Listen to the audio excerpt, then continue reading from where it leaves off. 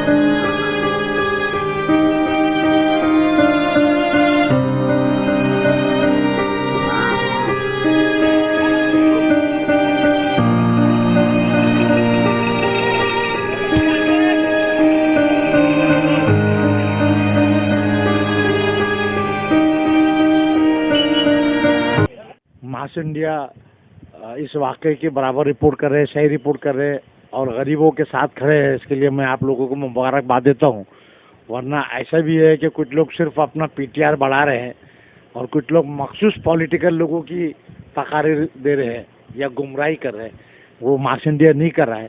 इसके लिए मैं आपको मुबारकबाद देता हूँ। मास इंडिया भी इंडिया काबिल तारीफ काम कर रहे हैं और जो ईमानदाराना सतह पे है वो चीज़ें बताई गई हैं। इसके लिए मैं आप लोगों के शुक्रगुजार हूँ। आपने कोर्ट कार्रवाई की पूरी कवरेज जो है ईमानदाराना तरीके पे वो कवर अप किया है और वो आपने बताया। और हमारे सामने आजिम खान एडवोकेट से कुछ जानने की कोशिश करेंगे मास इंडिया टीम। सर, क्या बताना चाहेंगे आप? देखिए, आज जितने मुलजिम को पुलिस कस्टडी दी हुई थी, अदालत में सबको हाजिर किया गया है। अदालत ने सबको जुडिशियल कस्टडी दी है।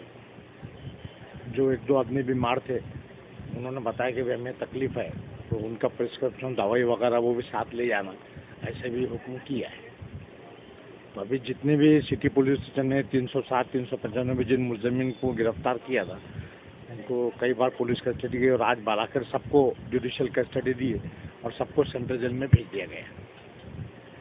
अब 2-4 रोज में हम लोग जो पुलिस के एफआईआर है, रिमांड रिपोर्ट है और बाकी का मवाद है, वो पढ़ने के बाद में इंशाल्लाह मजमूई तौर पे सभी मिलके इनकी जमानत की अर्जी दाखिल करेंगे।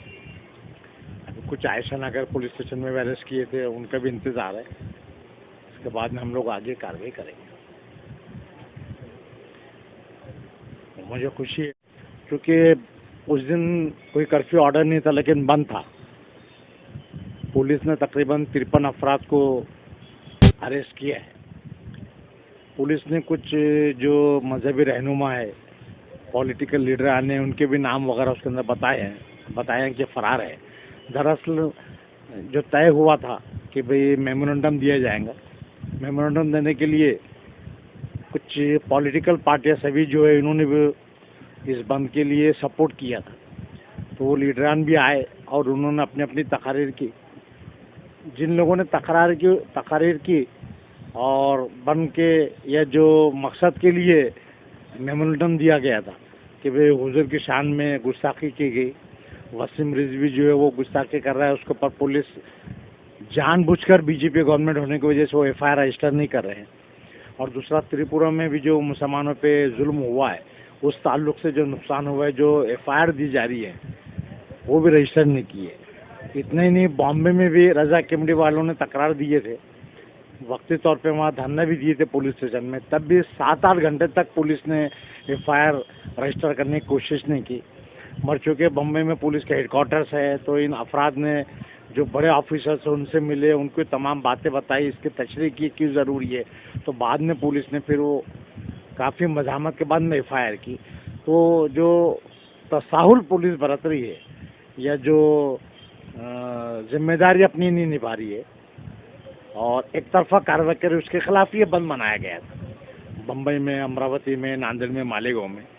बदकिस्मती से नांदेड़ में और अमरावती में कुछ शरपसंद अनासिर ने इस बंद को नाकाम करने की कोशिश की है और वैसे ही काम मालेगांव में किया गया।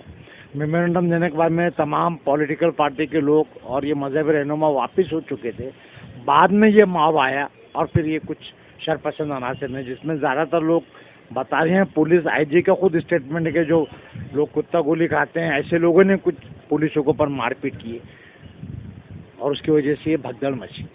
लेकिन अदालत ने ये तमाम चीज़ें बताई गई है, लेकिन पुलिस ने जो चूँकि सिर्फ बंद था, ये कोई कर्फ्यू ऑर्डर नहीं था, तो लोग आ रहे जा रहे थे। ये शायरा है आगरा रोड, रिक्शे वाले आते, पैदल आते, स्कूल से जाते, बाजार वाले लोग जाते, ऐसे लोग जो वहाँ उस जगह पे मौजूद थे, या जिस वक्त पुलिस ने कार्रवाई की तो चलते राहगीर भी जो है, ऐसे लोगों के भी जो मासूम है, जिनके जुर्म से कोई ताल्लुक नहीं, ऐसे लोगों को भी पकड़ लिया।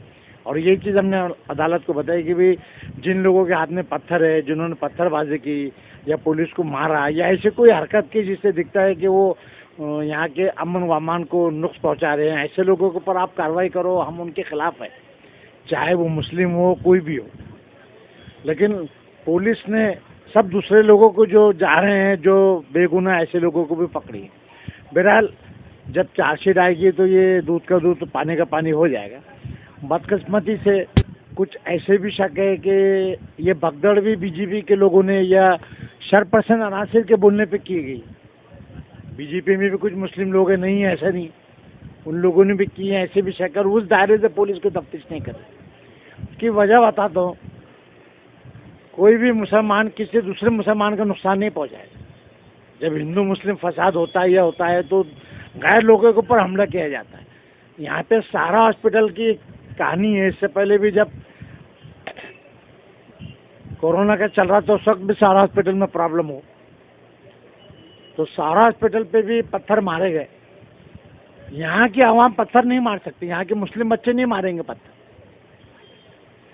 कुछ बाहर के लोग आए होंगे या ऐसे लोग जो बीजेपी की, हो सकता मुस्लिम तबके से हो, जिनका ताल्लुक हो, ऐसे लोगों ने भगदड़ मचाने के लिए और हुकूमत को बदनाम करने के लिए किया।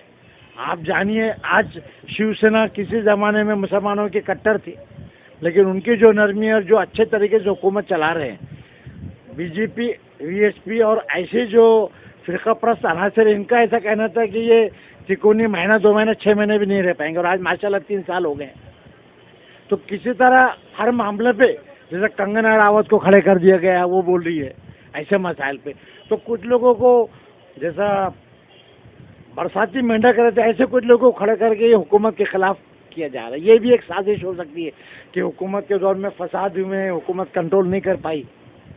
और यहाँ पे जो तजाद हुआ, देखिए आप, हिंदू मुस्लिम के नहीं, माशाल्लाह मालेगांव में पिछले 2002 की तारीख भूल जाइए, उसके बाद से आज तक हिंदू मुस्लिम कोई फ़िरका वाराना फसाद नहीं हुआ। 2 बार बम ब्लास्ट हुए, बम ब्लास्ट की तारीख भी देखिए, ये भी भगवा नासिर पसंद, जैसे आसिम आनंद हो गए, आज जो MP है प्रज्ञा ठाकुर, अदालत का रिकॉर्ड इन लोगों ने किया। आसिम आनंद ने अपना कबूली जवाब दिया है कि हमको कराया गया, RSS वालों ने हमको कराया है, ये बता।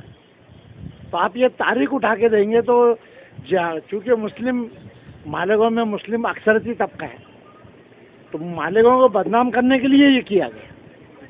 लेकिन पुलिस सिर्फ हमको मारी, भगदड़ मचाई, और ये शो कि भाई इन्होंने जाके बंदोबस्त, इन्होंने हमसे परमिशन नहीं लिए, ये किए, तो कोई साजिश तो नहीं है।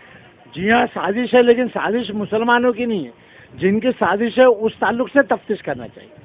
अभी तक पुलिस वो तफ्तीश नहीं कर रही है। हम लोग मेमोरेंडम दिए हैं, होम मिनिस्टर से भी मिले, हमारे अकायद मिले हैं, MLA मिले एग्जिस्टिंग, और भी लोग मिले हैं, मजे में रहने में भी जाके मिले।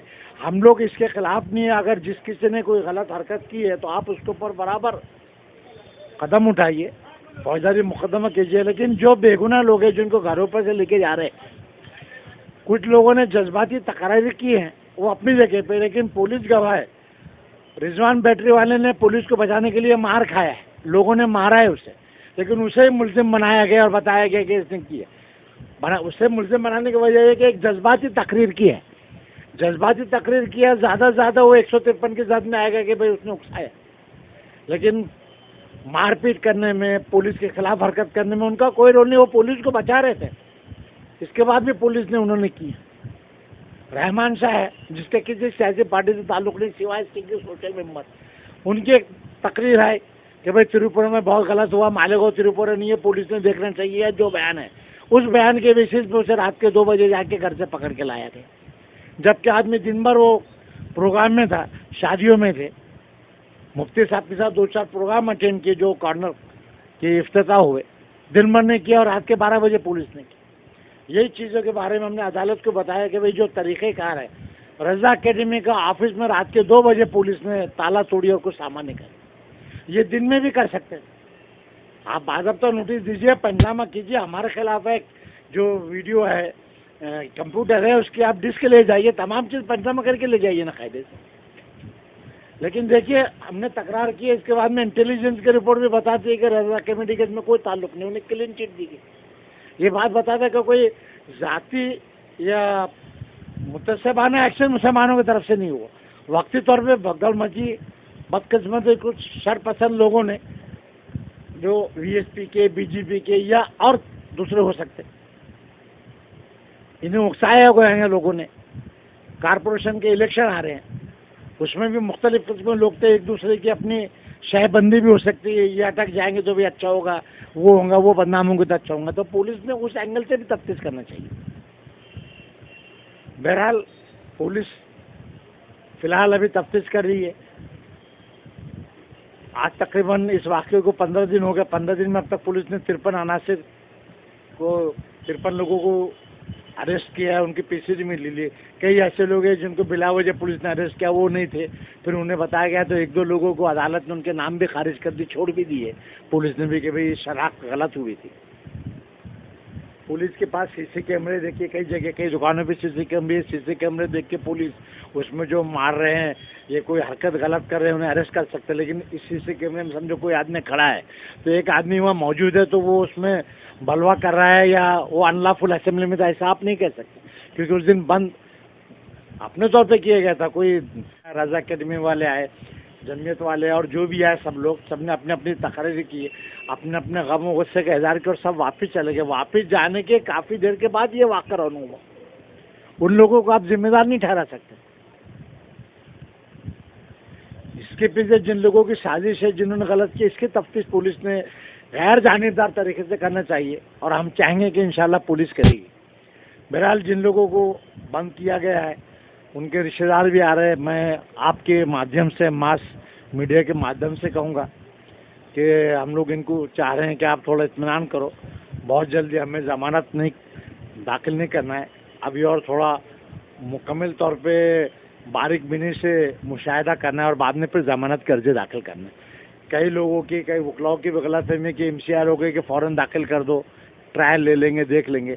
लेकिन मुत्तफ़क़ा तौर पे हम तमाम मुस्लिम वकला हज़रात का ये फ़ैसला हुआ कि अभी हम सब्र से काम करेंगे, इत्मीनान से हर चीज़ की छानबीन करेंगे, क्योंकि खुदा ना खास्ता अगर ज़मानत रिजेक्ट हो जाती है, पुलिस ने 307, 395 ऐसे गंभीर ऑफेंसेस रजिस्टर किए, खुदा ना खास्ता अगर एक बार ज़मानत रद्द हो जाए तो फिर हमें महीना 2 महीना रुकना पड़ेगा। इसलिए हम थोड़े सब्र से काम कर रहे हैं। तो हमारे रिश्तेदारान से भी हम तमाम मुस्लिम वकला की जानिब से दरख्वास्त करेंगे कि आप लोग जो अब तक के सब्र बताएं उसी तरह आगे भी सब्र कीजिए कुछ दिनों के लिए। इंशाल्लाह आपकी बेहतरी के लिए तमाम मुस्लिम वकला हर तरह का। और प्रचार लोगों से हमारा सवाल है, जो एडवोकेट अपने आजिम खान ने आवाज़ उठाई, आप देखते रहे मास इंडिया शफीक खान के साथ।